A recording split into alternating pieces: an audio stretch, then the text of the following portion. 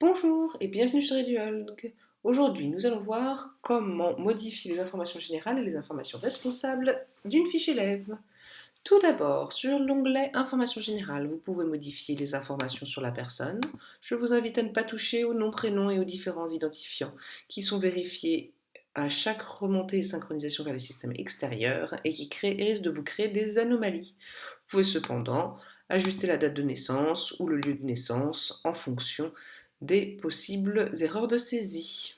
Pour enregistrer les modifications, il suffit de cliquer sur le petit rond vert. Pour ce qui est de l'adresse, vous avez deux possibilités, soit utiliser l'adresse du responsable principal, auquel cas, après enregistrement, cela récupérera les informations venant du responsable principal, ou bien rentrer une adresse spécifique pour l'élève si elle est différente. Voilà, ne pas oublier de rentrer le pays, le code postal, voilà, et automatiquement la ville viendra se remplir dans la bonne orthographe. Et pareil, une fois les modifications prêtes, appuyez sur enregistrer les modifications. Vous voyez ici que l'adresse a été mise à jour avec succès. Pour les informations de contact, vous pouvez à nouveau soit utiliser le contact du responsable principal, soit utiliser une adresse mail dédiée. Voilà. Et ajouter l'envoi. Depuis la fiche personne, vous pouvez envoyer un SMS si votre établissement a souscrit à cette option. Et enfin, le dernier carré de cet onglet est la gestion des étiquettes.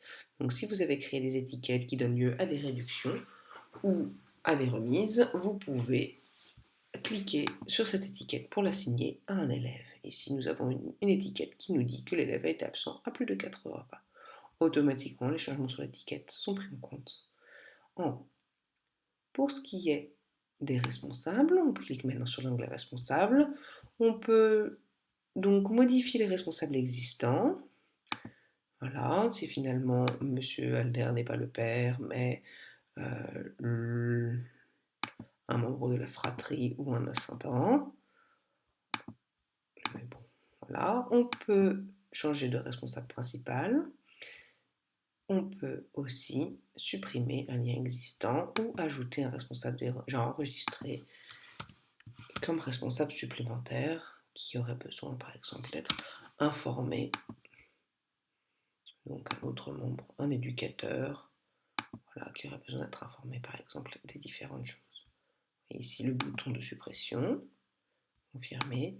Et depuis la fiche élève, vous pouvez accéder à la fiche du responsable principal.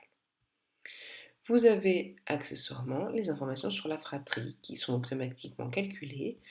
Quand deux élèves ont le même responsable principal, ils sont considérés comme étant de la même fratrie et leur rang dans la fratrie est calculé automatiquement depuis leur date de naissance. Et de même, vous pouvez, pour cette fratrie, accéder à la fiche.